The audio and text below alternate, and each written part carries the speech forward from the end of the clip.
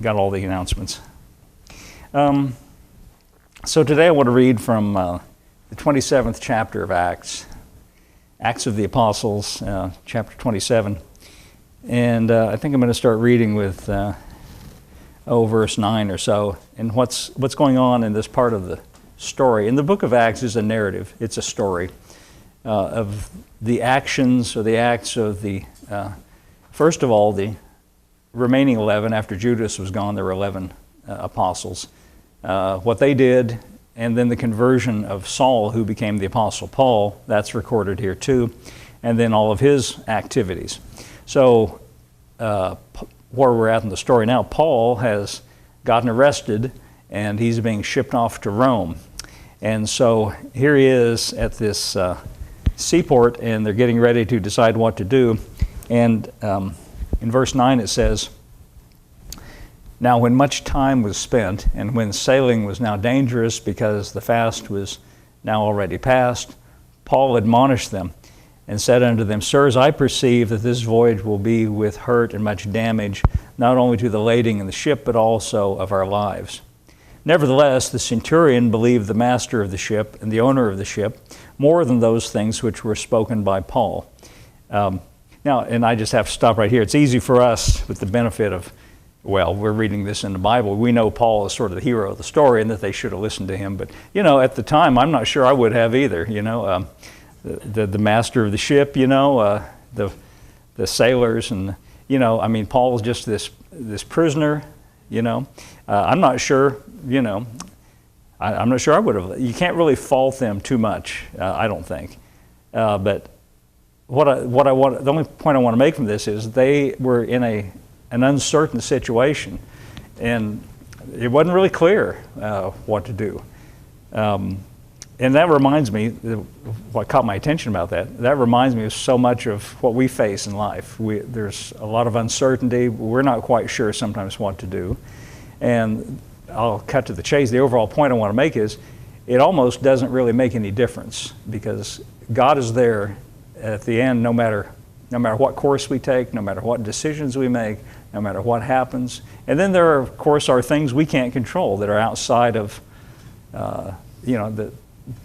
whatever. You could argue that if they'd listened to Paul, waited a few days, it might have all ended up the same way anyway.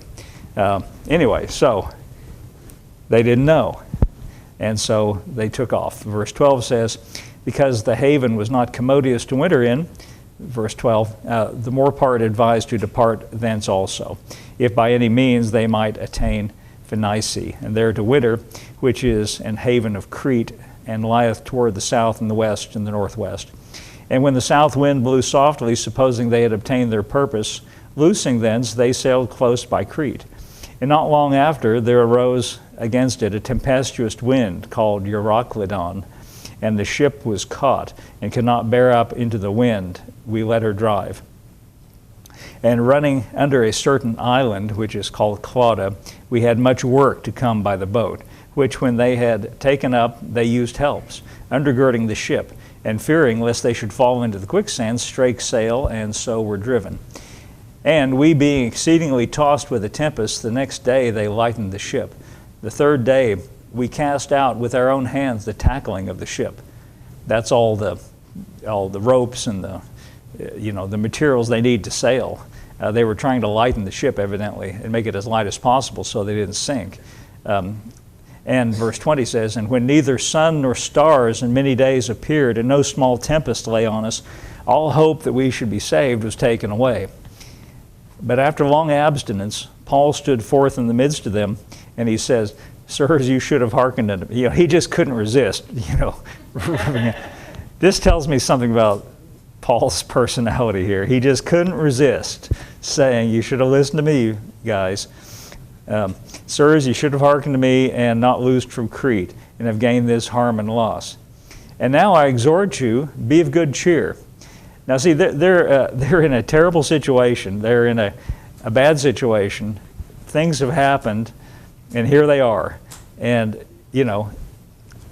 what he could have said is, "Listen, you should have listened to me, and now you're going to get what's coming to you."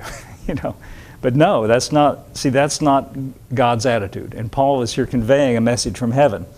because he says, be of good cheer. By the way, that's kind of hard thing to say when you're in a tough situation. But he's trying to get them to elevate their perspective from the current situation to get a bigger view of the picture from God's point of view. For there shall be no loss of any man's life among you, but of the ship. For there stood by me this night an angel of God, whose I am, and whom I serve, saying, Fear not, Paul. See, that's a good message. This is the message the angel brought to him. And if all of them could have been as perceptive as Paul and seen the angel, they would have heard the same thing. And if all of us, were perceptive like that and heard the message from heaven, I'm sure there's angels around us, they'd be telling you the same thing. Fear not. Don't be afraid. Don't worry. You're surrounded by the favor of God is kind of the idea here. He says, Fear not, Paul, for thou must be brought before Caesar. And lo, God hath given thee all them that sail with thee. Wherefore, sirs, be of good cheer. This is the second time he said that, by the way. Wherefore, sirs, be of good cheer, for I believe God, that it shall be even as it was told me. Now, what I get from this is that because of the uncertainty of the situation and because of the course that they were on and unforeseen circumstances, they found themselves in a disastrous, terrible situation. But nevertheless, here's the way I want to say it. Even though there's a lot of uncertainty about it, God is always in the saving business. God is always in the making things right business. And this is what we get from this. And the message that Paul brought to them is, look, be of good cheer, because I believe God that it will be the way he told it to me. Now we can say, even though we don't have an angel standing here telling us specific things, we've got promises in this book. And basically the fundamental message of the promises in this book is that God is in the saving business. God is in the business of helping, not making things worse. He's in the business of making things better. There's another storm-related story that this reminds me of, and it's in Matthew's Gospel and chapter 14. Now let's read that. Matthew chapter 14. And here is, starting with verse 22, this is right after Jesus has fed the big multitude. You remember there was a multitude that came out to hear him, and he told the disciples, give them something to eat, and they said, we don't have anything to give them, send them away into the towns to buy food. And so he said, well, what do you have? And he said, well, we have this little boy's lunch with a few loaves of bread and a couple of fish. And so Jesus blessed that little bit of provision they had. Jesus blessed it, and then it supernaturally was able to feed that multitude. And so afterwards, Jesus sent the disciples across the water on this ship, in this little boat, and he went up into the mountain to pray. So here's what it says in verse 22. This is Matthew 14:22. Straightway Jesus constrained his disciples to get into a ship and to go before him to the other side, while he sent the multitudes away. And when he had sent the multitudes away, he went up into a mountain apart to pray. And when the evening was come, he was there alone. But the ship was now in the midst of the sea, tossed with waves, for the wind was contrary. Very much like the situation we just read about with Paul. They find themselves in a desperate situation, and water is splashing all around, and the wind is blowing, and the ship is tossing, and they are obviously fearful. It says in the fourth watch of the night, verse 25, Jesus went unto them walking on the sea. Verse 26 says, when the disciples saw him walking on the sea, they were troubled, and they said, it is a spirit, and they cried out for fear. They were troubled because it's not natural, it's not normal to see somebody walking on top of this, not just water, but stormy water, waves and wind and everything crashing around, and Jesus is just walking on top of it like it's no problem. Well, for him, it is no problem. That's one of the remarkable things about Jesus being who he is. He is let's just face it, he is walking in a way that's not, the normal human experience. And so they were troubled by that, and they said, this can't be real, we're seeing a ghost. They were scared, they were frightened. They're probably frightened already because of the storm, and now to top it all off, maybe they're thinking, something must have happened to him. He got killed, and now there's his ghost walking around. I don't know what they thought, They were just frightened, and it says they were troubled. And they cried out for fear, verse 27. But straightway Jesus spoke to them, saying, be of good cheer.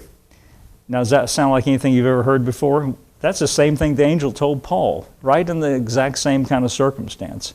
Be of good cheer. It is I, be not afraid. And I always like to say, if Jesus were ever to walk in here, and he could, he appeared to the Apostle Paul, and he appeared to his disciples, when Thomas wasn't there, and he appeared to them, and then he came back and they said, we saw Jesus, and said, no, I don't believe you, and I won't believe it unless I see the nail print in his hand. So the next time they're together, here came Jesus. And he appeared and said, hey, Thomas, look at my hand. And, don't be faithless, but believing. He can appear to Christians or to anybody anytime he wants to, And every time I read this, it makes me think, he could, if he wanted to, he could just open that door back there and walk in here.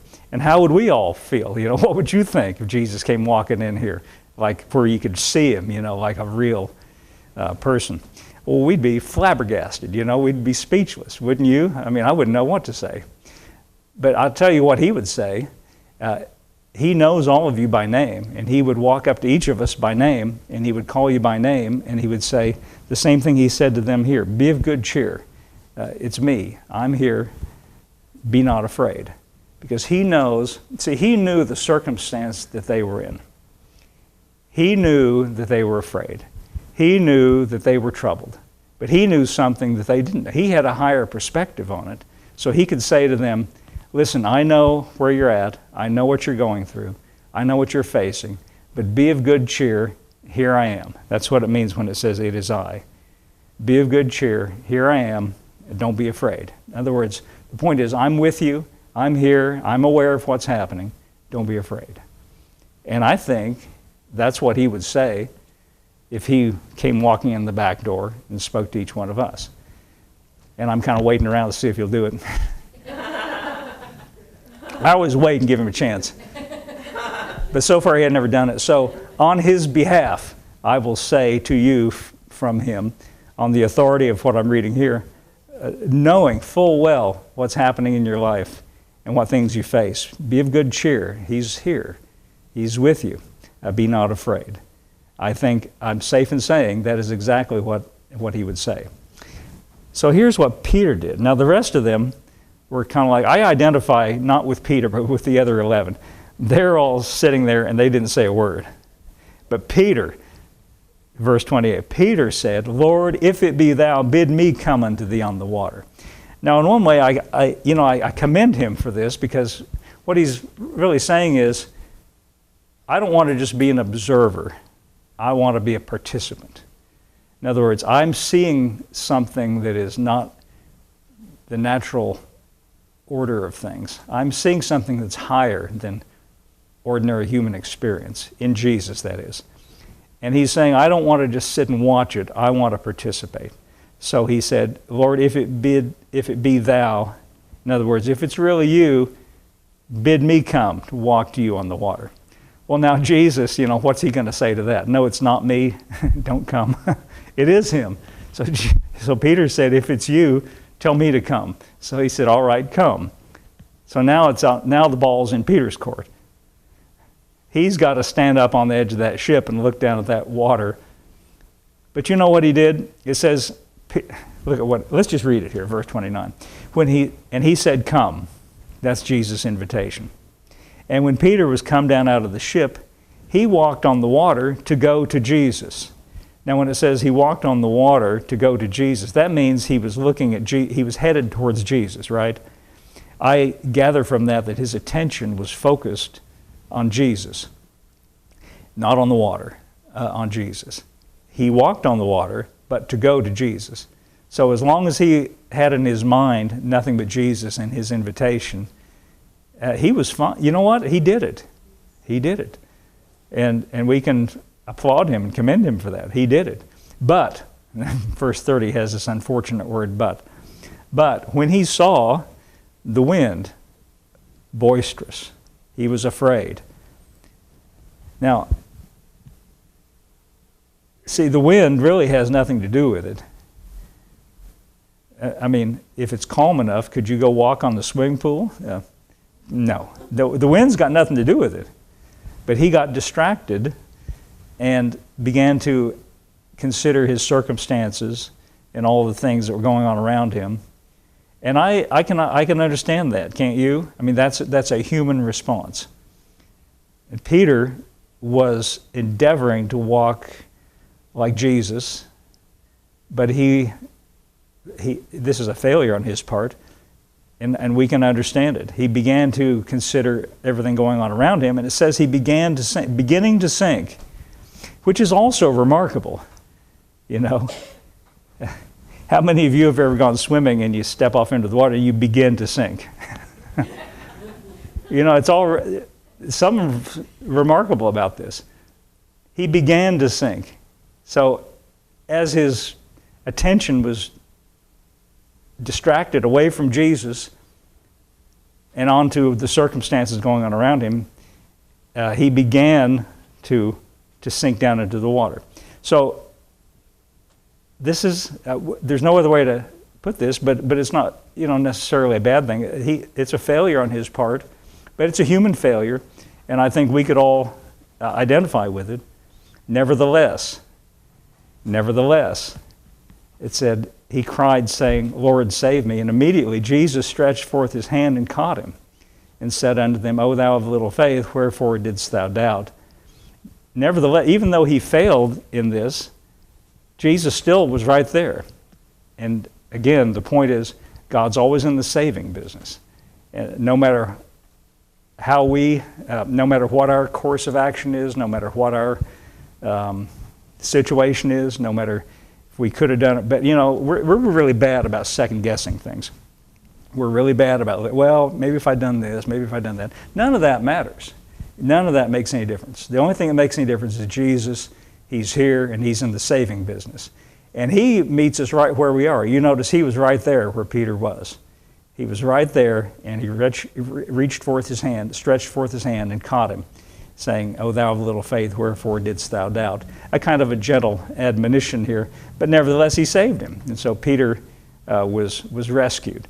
Now, what this tells me, what this is saying to me is that no matter what circumstances we find ourselves in life, no matter what goes on, no matter what happens, no matter what is taking place, he's always there in a posture of saving. He's in the saving business. Now, the Apostle Paul, I think, really got a good glimpse of this, and he tried the best he could to put it into ordinary human language for us. And I think the best place that he expresses this, and to me, when I read the writings of Paul, he's talking about this all the time. This is his constant theme, that we are, as Christians, in a relationship with God that's defined by his love for us. And because of that, if we understood how he is able to do exceedingly abundantly above all that we ask or think, if we could understand, in the Ephesians, he wrote, the greatness of the power that he expressed on our behalf when he raised Jesus from the dead for us. He's struggling with how to put this into language that we can grasp the kind of security that we find ourselves in the love of God for us. But the best place I think that he says it is in Romans chapter 8, and I'd like to read that to you, beginning with verse 31. It says, what shall we say to these things?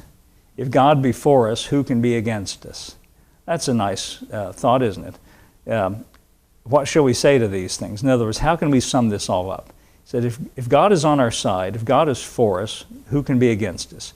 Well, you see, that's a rhetorical question. He's got a question mark there, but he could have said it as a statement. He could have said, because God is for you, nothing can be ultimately successful against you. And here's his reasoning in verse 32. He that spared not his own son, but delivered him up for us all, how shall he not with him also freely give us all things. Another way to say that is, he that spared not his own son, but delivered him up for us all, how shall he not, how is it that we don't think we can count on him and rely on him for everything else? Everything else is secondary, and we can trust him for those things too. Verse 33 says, who shall lay anything to the charge of God's elect? In other words, who can bring accusations? Who can bring charges? It's God that's justified. Because you've placed your faith in Jesus, the one who sacrificed himself on your behalf to take away all of your guilt and liability, there's no charges that can be brought. God's already justified you. He's already said you're right. Verse 34 says, who is he that condemneth? It's Christ that died, yea, rather is risen again, and even at the right hand of God, who also makes intercession for us. You know, makes intercession means intervening on your behalf. The way we put it sometimes is we pray for one another for situations and needs that we know about that are going on. And that's right. We're right to do. We're interceding on behalf of somebody else. Paul here says that Jesus is at the right hand of God interceding on our behalf. That tells me that he knows and he's aware of our lives and conscious of them. And he is, you could say Jesus is praying and interceding on your behalf with God. I think that's what he's saying here. Verse 35 says, who shall separate us from the love of Christ? You see, to Paul, this is the bottom line. This is the fundamental fact of our relationship with God through Christ. Nothing can separate us from the love of Christ, from his love for us. He says, shall tribulation, that means trouble, problems. That means, under this heading of tribulation, the Greek word is thalipsis. It literally means pressure. Now, anything in life that causes you pressure, and you know what that means. When I say it that way, now we all know what it means. He says, shall pressure or trouble or problems. This, again, a rhetorical question. The answer is no. Distress, we know what that is. That doesn't separate us from his love for us and his attitude of favor and saving. He's in the saving business, just like we read about with Peter and with Paul and his shipwreck. Shall tribulation or distress or persecution or famine or nakedness or peril or sword? Thank God we haven't experienced those kinds of things, but we have enough problems with the first one. As it is written, verse 36, for thy sake we are killed all the day long. We are accounted as sheep for the slaughter. Now, he doesn't mean that this is how it is. He's saying this might be how you feel. What he's saying is this might be how it seems. It might appear that it is this way, but verse 37 says nay. That means no. In other words, it's not that way. We are not counted sheep for the slaughter. We're not given up to the circumstances that surround us. In all these things, we are more than conquerors. That is to say, in the midst of all of the things he just mentioned, all the trouble and all the problems and all the distress, in the midst of these things, in all these things, we are more than conquerors. It's interesting what you find when you look into the Greek language. This is a big, long, multisyllabic, compound Greek word. The basic word is nikeo, which is where we get the tennis shoes called Nike. That's where that word is. What that word is. It means victory. It means overcoming. Nike is one part of this word. Nikeo means victory. The other part is hooper in the Greek language, which is where we get our word hyper. Like when we say something is hyper, we mean it's extremely, whatever it is. It's a prefix. So he's saying we are hyper victorious. More than victorious, more than conquerors is what he's saying. It's like to the extreme, not just a little bit, but over and above is what he's arguing here. No, in all these things, we are more than conquerors, and here's the key thought, through him that loved us. That's the reason why. He is bigger than, superior to anything that could be in opposition to us, anything that could cause us distress, anything that puts us in jeopardy, anything that is not as it should be. And those things are happening in life. There are all kinds of uncertain situations in life. There are all kinds of things that occur that are not what we would plan, not what we would want, and not what we would desire. But Paul is here saying, even though all those things are taking place, get a perspective from God's point of view. And he says, in all these things, you are more than conquerors through him that loved us. And here's what he says in verse 38. Still now, I think, attempting to get this idea across to us. He says, I am persuaded that neither death nor life, angels nor principalities, nor powers, nor things present, nor things to come, nor height, nor depth, nor any other creature shall be able to separate us from the love of God, which is in Christ Jesus.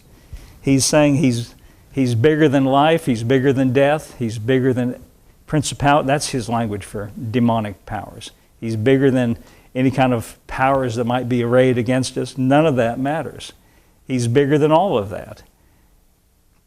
And we are the recipients of this care and this blessing and this love. And really, the truth of the matter is, we have come into this condition or this relationship through nothing more than our simple placing of our faith in Christ. That's it. That's all we've brought to it. The rest is him. And Paul is trying to get across how big it is, how powerful it is, how all-encompassing it is, encompassing anything that could ever happen in life. This is really good in the King James translation, but I like the way it reads in the Message translation as well. So, Torrin, could you go back to verse 31 and give me the Message translation? I really like this. He says, so what do you think? With God on our side like this, how can we lose? See, that's a good attitude to have. That's an attitude that can give you confidence in life. Because, let's face it, anything can happen. There's lots of uncertainty. But here's one thing that's certain. He's on our side. And no matter what can come along in life, no matter what can happen, we can know with certainty that he is with us and he is on our side and he's there in a saving position. What do you think? With God on our side like this, how can we lose? Okay, Torrin, give me another one. If God didn't hesitate to put everything on the line for us, embracing our condition, exposing himself to the worst by sending his own son, is there anything else he wouldn't gladly and freely do for us? That's a good thought. It's worth considering, worth pondering. Let's go and get another one. And who would dare tangle with God by messing with one of God's chosen? Well, keep in mind, that's you, by the way. He's talking about you. Okay, that's good. Who would dare even to point a finger? The one who died for us, who was raised to life for us. You see, that's why Paul said, neither life nor death nor any other thing. Said Jesus has been dead and he's alive. He's been on both sides. He encompasses the whole human experience. The one who died for us, who was raised to life for us, is in the presence of God at this very moment, sticking up for us. That's a good way to put that. Okay, let's go on reading. Do you think anyone is going to be able to drive a wedge between us and Christ's love for us? There is no way. Not trouble, not hard times, not hatred, not hunger, not homelessness, not bullying threats, not backstabbing, not even the worst sins listed in Scripture. Okay. They kill us in cold blood because they hate you. We're sitting ducks. They pick us off one by one. That's the one where the King James translation said, we are counted sheep for the slaughter. Then he says in the next verse, none of this phases us. In other words, no, it's not that way. None of this phases us because Jesus loves us. Okay, is there another one? I'm absolutely convinced that nothing living or dead, angelic or demonic, today or tomorrow, high or low, thinkable or unthinkable, absolutely nothing can get between us and God's love because of the way that Jesus, our Master, has embraced us. Now, I think that that's a perspective and a thought that is good to hold on to walk through life with that kind of knowledge and certainty.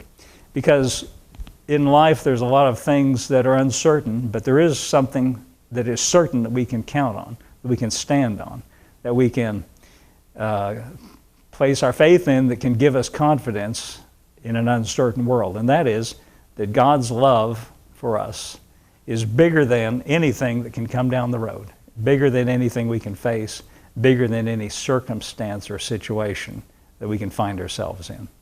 Okay, I think that's all I got. Let's all stand up today.